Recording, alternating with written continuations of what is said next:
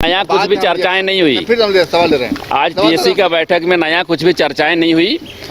पिछले टीएससी की बैठक में जो भी बातें आई थी उसी का अनुपालन आज किया गया है और एक एक बिंदु पर हम लोग काफ़ी गहनता के साथ में विचार किए।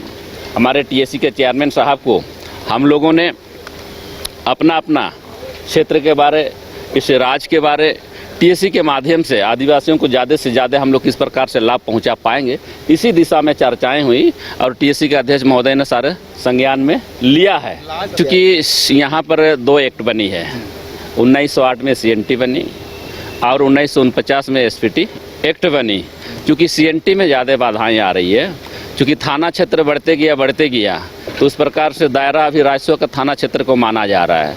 तो हम लोग यही बात कहे, थाना क्षेत्र का अगर वैधता को माना जाएगा तो पूर्व में सीएनटी 1908 में जो बनी थी उस समय जो थाना थी उसी थाना को फिर से रेगुलाइजेशन करके उस काम को आगे बढ़ाया जाए और आगे हम लोग फिर से देखेंगे, अगर उसको ज़रूरत पड़ेगा तो राज्य स्तर पर हम लोग उसको करने का काम करेंगे। क्योंकि ये पहले से नियम है, क्योंकि 50% का आबादी की जो बात है ये पहले से ही नियम है। हम लोग आज फिर से प्रस्ताव में रखे हैं, इस नियम का अगर अनुपालन नहीं हो रहा है तो सख्ती से उसका अनुपालन करवाया जाए। जहाँ पर भी आदिवासी का 50% है वहाँ मैंने जनसंख्या है और वहाँ ये जो विदेशी शराब की जो अभी नए नीति सरकार ने बनाया है, ग्राम सभा उस पर सशक्त है। ग्राम सभा निर्णय लेने के लिए ग्राम सभा अगर निर्णय लेती है तो उस पर सरकार आगे कार्य करेगी। दोनों पूर्व मुख्यमंत्री हमारे आदरणीय अभिभावक हैं। बाबूलाल मरांडी इस राज्य का पहला मुख्यमंत्री रहे हैं, चंपाई सोरेन जी भी इस राज्य के मुख्यमंत्री रहे हैं।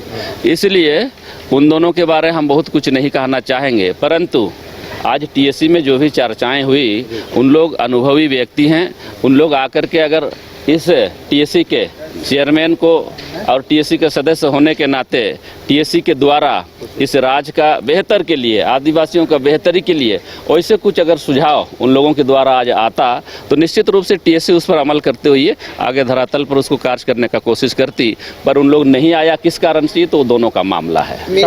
भारत सरकार को हम लोग आज से 4 साल पहले ही विधानसभा में हाउस से सारा पास करके सर्वसम्मति से हम लोग सरना धर्म कोड को लागू करने के लिए भारत सरकार को हम लोग भेजे हैं और भारत सरकार अब तक उस पर एक कदम भी आगे नहीं बढ़ पाया है। इसलिए सरना धर्म के प्रति भारत सरकार को चिंता नहीं है और उसको चिंता है यहाँ जनगणना करा करके आने वाला समय यहाँ के आदिवासियों को और विलुप्त करने के लिए। तो इसलिए सरना धर्म कोड जब तक लागू नहीं होता है तब तक हम लोग झारखंड में जातीय जनगणना का काम यहाँ होने नहीं देंगे। इसका पुरजोर तरीके से विरोध हो रही है और आने वाला समय पूरे राज्य में 27 मई को बड़े पैमाने पर बृहद तरीके से हम लोग जातीय जनगणना का विरोध करेंगे।